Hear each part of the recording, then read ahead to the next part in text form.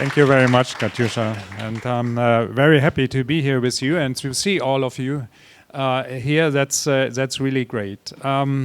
Looking back, I have to say I very much appreciate the work with WWF. It was my first WWF project, and it was really great to see how professional and how motivated the teams are working, and it's a great experience. And also you can see that appreciation by the fact that we have other projects coming after that, and so also with this approach of this project, we continue the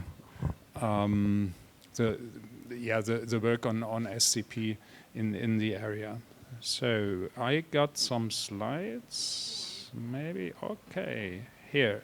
I would like to give you a little bit of overview why we do this SCP policy and what we have done in the past and would like to do in the future. Of course, sustainable consumption is a very prominent issue. I don't have to tell you that, and we have to change our consumption habits. That's pretty clear.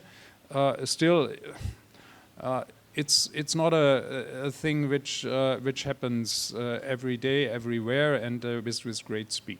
So we are trying to speed that up a little bit on the national level and also on the international level. There are some facts here. I don't go through all these slides in detail. The presentation will be distributed, so you get the slides.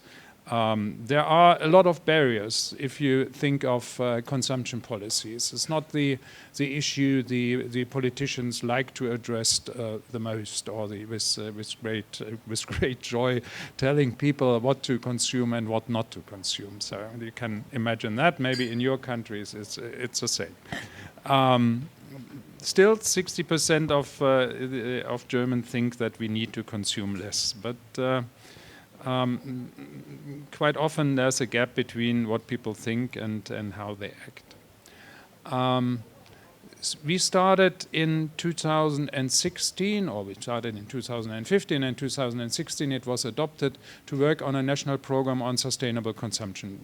I think on a global scale it was the first of its kind. The program also was a sort of program and a support platform, and also an issue where we started working on mainstreaming sustainable consumption, also with the other ministries.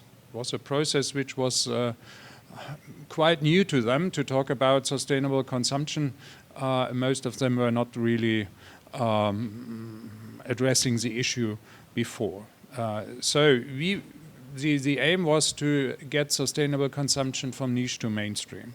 We are still working on that. Of course, we are not there yet, fortunately. But one of the issues was to have consumers empowered to consume sustainably, having all the information, having the products on the shelf, and so on. We have then adopted the National Program for Sustainable Consumption by our government. We have some cross-cutting instruments from societal discussion to education, consumer information, eco-design. Sustainable public procurement is an important issue we also address in other projects, cooperation projects in the Asian region and Latin American region in particular. And there are 6 fields of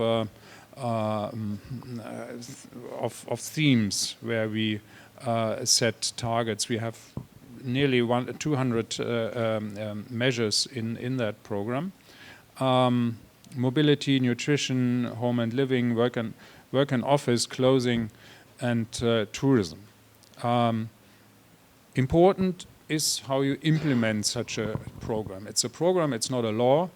So you have to ensure that there are implementation mechanisms there. So we established an interministerial working group on sustainable consumption in 2015.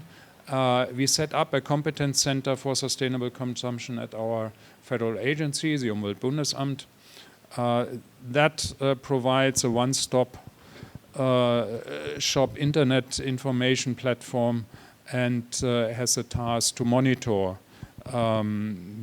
also by indicators the German Sustainable Development Strategy, where consumption indicators are implemented and integrated. So the market share of sustainable products, for example, marked with reliable labels, the energy consumption and greenhouse gas emissions per capita for consumption purposes, the amount of food waste, and also an indicator on sustainable public procurement.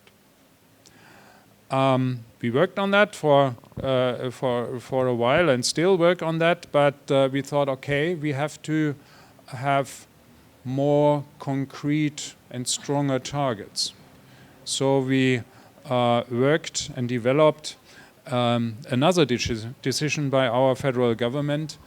We had a so-called Green Cabinet by the Secretaries of State, the relevant ministries, and they adopted a program which furthers our national program, 45 measures and very concrete targets. And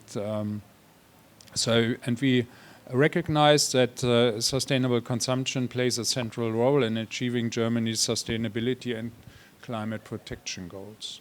And the most important target we set was that we aim at halving the consumption-related greenhouse gas emissions per capita by 2030.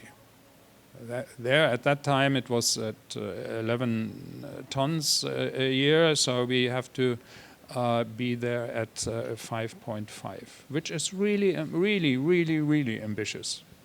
I don't know if you use these calculators, but if you live in a normal house, lead a normal life, you don't end up at 5.5 here, at least here in Germany. So this is something we are aiming at, and hopefully we are getting there.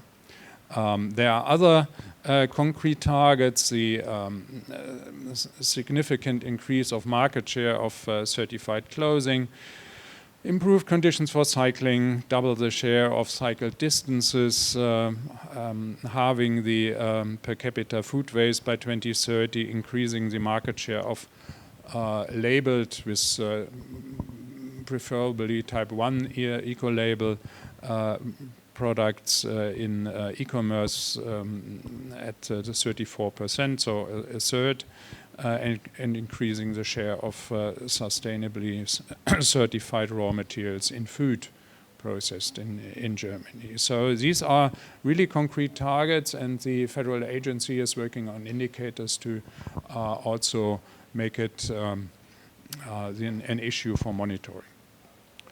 And that's what we are doing on the national level. On the international level, just one slide.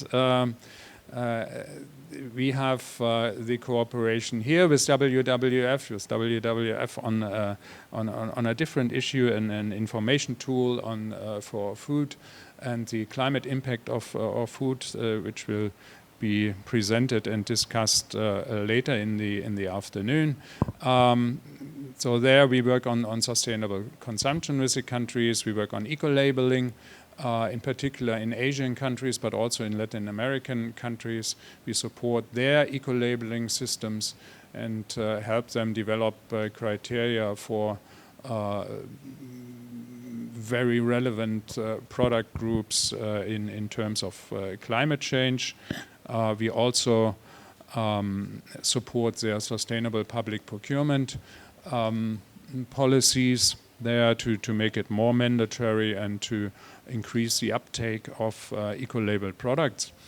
And we also address the issue of biodiversity, ecosystem services and sustainable consumption, which is in our view a very important, and not only since Montreal last year, but I think our first project there was with the our Federal Agency for Nature Conservation, BFN, was in 2018 to 2017. So we are working on that, trying to assess what kind of biodiversity impacts are coming with our consumption.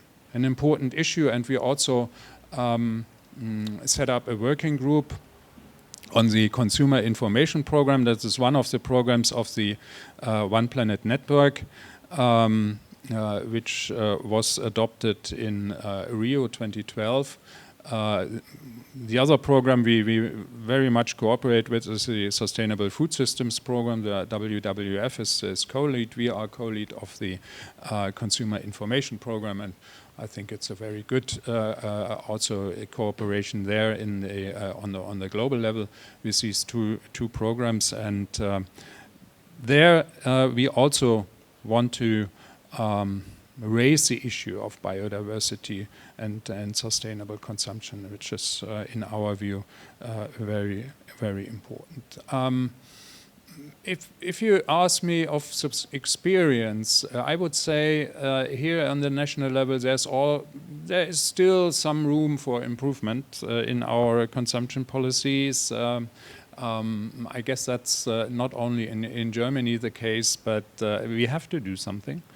That's for sure, and to get a real change. Without the change, we won't meet the goals on climate and on biodiversity. So, but it's good to be here. It's good to see you here, and I'm very happy that I can stay the whole day here. So yeah, thank you very much for your attention. And if there are questions, please let me know, or comments, please let me know now.